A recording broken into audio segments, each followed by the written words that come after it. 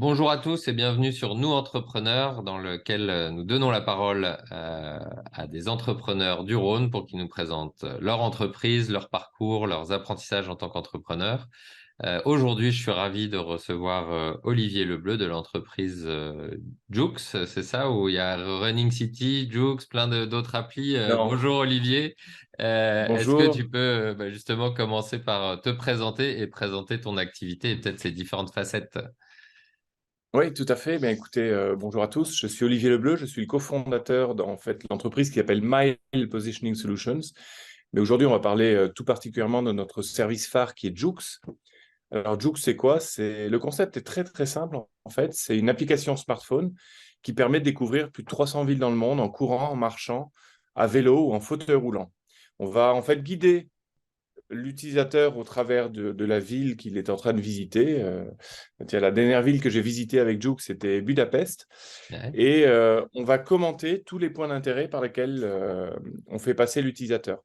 Donc, c'est vraiment ce qu'on appelle du tourisme sportif, une visite guidée d'une ville assistée par son smartphone. Excellent, super. Il me semble que j'ai utilisé ton service il y a quelques années.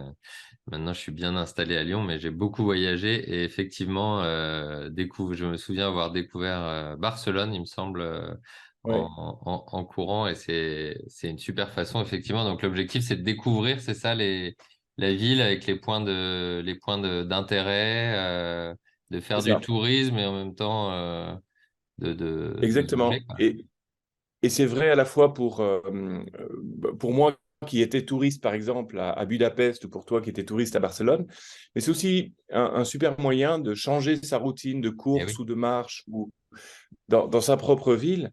Bon, nous qui sommes de Lyon, on sait qu'il y a beaucoup de gens, par exemple, qui vont courir ou marcher au parc de la Tête d'Or, mais qui ne changent pas leur parcours, leur routine, en fait. Et là, ça leur permet, par exemple, d'aller découvrir des nouveaux quartiers toutes les semaines et d'en apprendre plus sur leur ville, mais surtout de motiver les gens au divertissement. Et ici, notre divertissement, il va être touristique, mais on va au-delà de ça, puisqu'on propose par exemple des playlists d'artistes locaux. Ok, Euh, super. et puis, voilà. Et on a aussi une autre manière de motiver les gens, c'est de planter un arbre tous les 100 kilomètres parcourus par notre communauté. Donc, on travaille avec Planète Urgence pour faire ça. Et donc, il y a plein de gens qui utilisent notre application uniquement parce qu'on plante des arbres. Et donc, c'est vrai que c'est l'occasion de faire un petit quelque chose pour sa planète tout en faisant son loisir, quoi. Ouais. Ah, génial. Bah, effectivement, c'est intéressant. En plus, cette facette, on peut faire ça aussi chez soi, effectivement, et redécouvrir sa ville aussi différemment. Et donc, Exactement. super. Exactement. Comment est-ce que tu en es arrivé, comment est-ce que tu es arrivé là? C'est quoi ton parcours? Eh bien, alors, donc moi, j'ai un parcours, enfin, j'ai classique école de commerce, MBA à l'étranger, etc. Et bon, j'ai d'abord travaillé comme directeur marketing dans des structures essentiellement dans le monde de la tech. Et puis en 2004, j'ai créé ma première société, donc que j'ai revendue en 2016 euh, pour pouvoir et me concentrer sur cette idée Ouais. qu'on a développé avec un ami qui avait exactement les mêmes besoins que moi. Et en fait, on voyageait tous les deux de manière séparée dans nos entreprises à travers le monde pour vendre nos services. Et en fait, moi, je m'étais rendu compte qu'il n'y a aucun des hôtels dans lesquels j'ai pu descendre qui nous proposait des, des endroits où aller courir, parce que j'aime bien courir le matin, ça permet d'éliminer le repas de la veille. Et puis surtout, l'hygiène de vie qui n'est pas terrible, terrible quand on est en voyage 3-4 Ouais. jours par semaine. Et donc, et en fait, il y a deux hôtels parmi les 250 que j'ai empruntés les 5 années avant de créer Joox, ont été capables de me dire où aller courir. Ouais. Et donc, voilà, j'ai cherché. Il n'y avait pas d'application ou pas de. Alors, de temps en temps, il y a un hôtel qui vous donne un petit papier, mais c'est pas pratique. Et puis, c'est Ouais. juste un chemin, quoi. Et là, on voulait vraiment apporter la valeur ajoutée aux utilisateurs, euh, non seulement en les guidant de manière à ce qu'ils ne se perdent pas, qu'ils n'aillent pas dans des endroits dangereux ou autres, mais en plus en leur apportant cette valeur ajoutée touristique et qui plus est dans 10 langues. Alors, soit pour apprendre d'autres langues, soit tout simplement pour pouvoir vivre Comprendre. l'expérience dans sa propre langue. Ouais. Voilà. Et donc, c'est ça qui était à l'origine de l'application. Et en fait, on s'est rendu compte qu'il y a énormément de gens qui ont le même problème que nous. Voilà, donc on l'a fait pour des millions de personnes. Aujourd'hui, pour vous donner un ordre d'idée, il y a 400 millions de personnes qui pratiquent le running. Ouais. Et si on prend les gens qui courent, qui marchent ou qui font du vélo, par exemple, et soit pour le loisir, enfin en tourisme de loisir ou en tourisme d'affaires, c'est 1,5 milliard, 1,2 milliard de personnes. Donc ça concerne vraiment beaucoup de monde. Ouais. Ah, super, super. Bah, effectivement, je vois bien. J'avais pas pensé à l'idée dans la ville, mais c'est vrai que c'est un peu le running, le seul sport en voyage d'affaires qui est facile à faire un peu partout. On met des baskets dans sa valise et on peut courir un peu Exactement. partout. Et tu donnes l'occasion du coup de découvrir en plus le lieu dans lequel on est plutôt que de repasser juste de l'hôtel au rendez-vous d'affaires. Et au restaurant et puis dans Voilà, l'avion. c'est ça, Non, et exactement. bien, bien sédentaire, quoi. Ok. Super. Est-ce que toi, par exemple, la conjoncture actuelle a plutôt tendance à booster l'activité, enfin, ça vous impacter aussi, même enfin, alors il y a la partie client, mais Ouais. ce qui m'intéresse aussi et ce qui peut intéresser nos auditeurs, c'est en interne aussi, Oui. comment vous vous adaptez. Vous en êtes où aussi de votre développement? Hmm. Voilà. Oui, tout à fait. Mais aujourd'hui, l'entreprise, c'est 12 personnes. Donc, une croissance qui est quand même impactée, évidemment, par... ce qu'il faut voir, c'est qu'on a cumulé, en fait, dans le tourisme, quand même quelques déboires, hein, entre la crise des Gilets jaunes, qui a énormément impacté le tourisme pendant 2 ans. Avant ça, une grosse grève SNCF. Et puis après 2 années, 2 années et demie de Covid. On n'a pas été gâtés quand même dans le lancement de C'est l'entreprise. ça. Donc, on aimerait bien avoir une année tranquille là, pour voir ce que ça donne. Bon, on a quand même réussi à doubler notre revenu récurrent pendant les années Covid. Aujourd'hui, on fait un peu plus de 500 millions d'euros de chiffre d'affaires, donc en croissance, mais certes pas au niveau où on l'attendait. Alors, on pense que 2023-2024 vont être des années assez intéressantes pour nous, d'une part parce qu'on sort de cette crise du Covid, et donc le tourisme est en train de repartir, le tourisme d'affaires est en train de repartir, et pas encore au niveau de 2019, mais enfin, on est sur des croissances. Et puis, il y a quand même, de manière générale, une, euh, une prise de conscience que nos sociétés occidentales, on va les appeler comme ça, sont beaucoup trop sédentaires. Et la sédentarité, c'est la 4e cause de mortalité quand même dans le monde. Et le sport est en baisse. Et aujourd'hui, que ce soit au niveau de l'OMS, de nos gouvernements dans les différents pays, mais aussi des entreprises, et puis de nous en tant que parents, on sent qu'il y a un besoin de faire bouger les gens. Et notamment dans les entreprises, les chefs d'entreprise que nous sommes ont besoin à la fois de motiver leurs collaborateurs, de les impliquer un peu plus dans l'entreprise et puis de travailler à leur santé, mais aussi à leur bien-être. Mm. Et l'activité physique, le sport, euh, parce qu'on ne parle pas forcément de sport de haut niveau avec Juxa, on parle juste juste de marcher ou de Ouais. courir à son rythme. On parle pas de... On peut faire des challenges de la performance, etc., mais on parle juste d'activité physique. Et aujourd'hui, on sait très bien, on est un des membres fondateurs du programme européen du sport, du sport dans l'entreprise. Et on sait très bien que le sport a un impact sur nos vies personnelles. Il aide à guérir, à prévenir et à guérir les simples rhumes, les grippes, le Covid, mais aussi des maux beaucoup plus profonds comme le cancer ou les problèmes mentaux, par exemple. Mhm.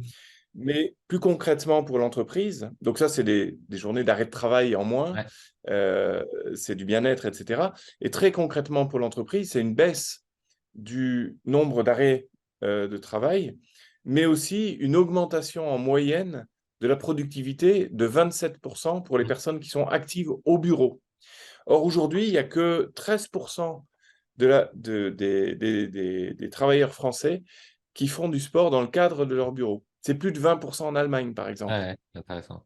Et donc, on a cette opportunité d'un côté avec le tourisme qui est en recroissance, et puis de l'autre côté avec une prise de conscience Ouais, forte des entreprises pour utiliser l'activité comme un levier de productivité, de créativité et de bien-être. Voilà. Et aujourd'hui, nos programmes nous permettent d'être vraiment sur les deux tableaux. Euh, et on espère que la croissance va être ouais, d'autant plus forte cette année 2023 et 2024, avec en plus la perspective des JO et de la Coupe du Monde de rugby, ouais, qui en France, quand même, euh, font quand même, on l'espère, vont faire autant bouger que ce que ça a été le cas en Angleterre en 2012. ouais. D'accord. Et puis, je rajouterais, vu qu'on on a pas mal d'entrepreneurs, de dirigeants de PME aussi qui nous écoutent, que c'est pas que pour les salariés, le sport pour le chef d'entreprise, c'est hyper important et c'est souvent ce qu'on sacrifie parce qu'on n'a pas le temps, qu'il y a d'autres priorités. Et comme tu disais, bah, il y a un impact direct sur la productivité et donc, bah, au final, même en tant qu'entrepreneur, soit bien sûr pour ses équipes, mais même pour soi. Super, Mm. super Ah, appli, mais génial. complètement. Est-ce que tu as un apprentissage sur, en plus, tu avais déjà monté une entreprise, tu l'as revendue, tu en as remonté une autre. Est-ce que tu peux nous faire part d'un apprentissage au cours de ta carrière pour l'instant d'entrepreneur? Ah, il y en a tellement. On a fait une série de six petites leçons pour nos 6 ans sur LinkedIn qui avait eu un succès avec des lectorats de 15 000 personnes, Ok. etc. L'apprentissage, il y en a tellement. Le premier, c'est le principal pour moi, c'est vraiment de bien choisir ses collaborateurs. Euh, Parce que c'est d'autant plus vrai dans les petites structures. Euh, c'est vrai dans les grosses structures, mais vraiment dans les petites structures, c'est vraiment l'équipe qui fait le succès de l'entreprise. Et puis, tout simplement, l'envie d'aller au bureau tous les matins, hein. Non seulement pour nous, alors nous, on a une motivation qui est évidemment différente, mais pour les collaborateurs. Ouais, Donc, il y a ça. Il y a aussi de ne pas se lancer dans une aventure quand on n'a pas au moins 12 mois de trésorerie devant soi. Donc, ça, c'est clé. Et puis, je dirais que si je peux en rajouter une troisième, c'est vraiment de toute façon, il y a qu'une chose, c'est le travail. Il y a, il y a pas à tortiller. C'est soit on est génial et ça passe tout seul et ça peut arriver, mais bon, c'est pas la majorité. On voit toutes les success stories qui explosent, etc. Mais derrière ça, il y a toujours, il y a toujours, tout, toujours c'est ça. à la fois un problème et beaucoup de travail. Ouais. Génial, merci. Ben, on mettra, s'il existe encore, le lien vers tes six leçons sur LinkedIn dans la description de l'épisode aussi. Comment est-ce que tu progresses, toi, en tant qu'entrepreneur? Alors, bon, c'est par erreur beaucoup, hein, comme beaucoup, mais aussi en recrutant des gens finalement qui sont meilleurs que nous dans les différents domaines. Alors technologique évidemment, parce que moi j'ai 25 ans de tech, mais je suis pas développeur, donc ça c'est facile pour les développeurs d'être meilleurs que moi, mais aussi en commerce, en marketing, en finance, etc. Et c'est vrai que c'est la difficulté dans une petite entreprise, c'est de recruter ce qu'on appelle des pointures. Et, parce que c'est toujours difficile, ça coûte cher, etc. Mais franchement, l'investissement vaut le coup. Et nous, on a décidé, par exemple, pour notre responsable administrative et financière, c'est de recruter quelqu'un qui a vraiment de l'expérience, mais de la recruter plutôt à temps partiel pour bénéficier de son Ouais, expérience. Et elle est beaucoup plus rapide que, euh, que quelqu'un qui aurait juste 2, 3 ans d'expérience. Donc, euh, voilà, donc c'est comme ça qu'on s'enrichit. Et puis, on a vraiment, nous, une population diversifiée, très, très inclusive, en fait, dans l'entreprise. ok. C'est-à-dire qu'on a des jeunes et des vieux. Alors, moi, je fais partie des vieux, évidemment. On a des gens des hommes, enfin, on est à peu près équilibré entre hommes et femmes. On a des gens, on a 4 nationalités, par exemple, sur 12 personnes pour l'instant. Et je pense que voilà, ça ne fera que croître. Donc voilà, c'est la diversité qui nous nourrit quand même beaucoup Ouais, aussi. ouais, génial, top. Ça me fait penser, parce que tu as mentionné deux fois l'importance du recrutement et notamment dans les petites entreprises. Je profite pour recommander un livre, alors qui n'est malheureusement que en anglais pour l'instant, mais qui s'appelle Who, donc qui, commencer par qui, puis quoi, et qui donne pas mal qui donne tout un processus de recrutement qui est très intéressant et qui, comme son nom l'indique, dit bien que l'important, c'est surtout le qui avant le quoi dans l'entreprise. Donc, Ouais, ça fait écho exactement. dans ce que tu dis. Justement, est-ce que toi, tu as un livre ou un film, un média, une source, quelque chose qui t'a fait progresser et que tu voudrais partager avec nous? Alors, non, parce que je dois dire, je lis énormément de choses, mais, mais euh, Non, en fait, non, tout ce qui est non livre, c'est lié à plutôt des l'entreprise. passions, mais Ouais, personnelles, en fait, ouais, qui ont rien à voir avec le boulot. Mais non, en fait, je lis énormément de choses. Moi, il y a par exemple, sur YouTube, bon, il y a les conférences TED que je regarde ouais. de temps en temps qui sont très inspirantes. Et puis, je crois il s'appelle Bastien Pellissier. C'est un YouTuber qui fait des petites vidéos très, très courtes sur le marketing et la vente. Alors, il ne dit rien que je ne connaissais pas, mais par contre, il me rappelle des choses Ouais, c'est que je important. n'applique plus. Et donc ça, c'est hyper important. C'est des petits trucs qui, à chaque vidéo, me disent, tiens, comment est-ce qu'on peut l'appliquer chez Joux et de manière générale dans la vie. Et voilà, donc il y en a plein, hein, mais lui, il a un style qui me plaît bien. Et voilà, c'est très court. Je regarde ça souvent, par exemple, en attendant des transports en commun ou le soir avant de m'endormir, des choses comme ça. Bon, voilà, ça, c'en est un voilà, Très bien. Bastien qui m'aide de temps en Pellissier, temps. on mettra les références aussi. Et est-ce que il y a quelqu'un que tu aimerais bien soit mettre en lumière, soit toi entendre pour bénéficier de ces apprentissages dans nos Hmm. entrepreneurs? Alors, c'est plus entendre parce que c'est devenu un ami, donc on parle beaucoup. Mais je trouve j'ai donc cet ami qui s'appelle Damien Gambet, qui a monté une entreprise qui s'appelle Blyd, Blyyd. Énorme succès dans un domaine qui peut paraître un peu vieillot, mais il a réussi à dépoussiérer, à révolutionner un peu les plateformes logistiques Ok, avec des tracteurs de parc électriques. Alors, ça peut paraître très loin de mes préoccupations, mais c'est le dernier petit chaînon manquant, ou le premier en fait, puisque ouais, le transport de camions est responsable de beaucoup de problèmes environnementaux. Et là, il résout en tout cas la manutention de toutes les remorques sur les plateformes logistiques. Donc, très c'est un bien. peu une première étape. Ouais, Bon, demain viendront, j'espère, j'imagine, des modes de transport par camion beaucoup plus écologiques ouais. que ce qu'ils le sont pour l'instant. Mais en tout cas, c'est cette première étape et il réussit très très bien. Et je pense que il peut être inspirant pour pas mal de monde. Eh ben, super, on Je n'en l'invitera. ai pas parlé encore, hein, mais Bah, écoute, maintenant il est obligé de venir. voilà.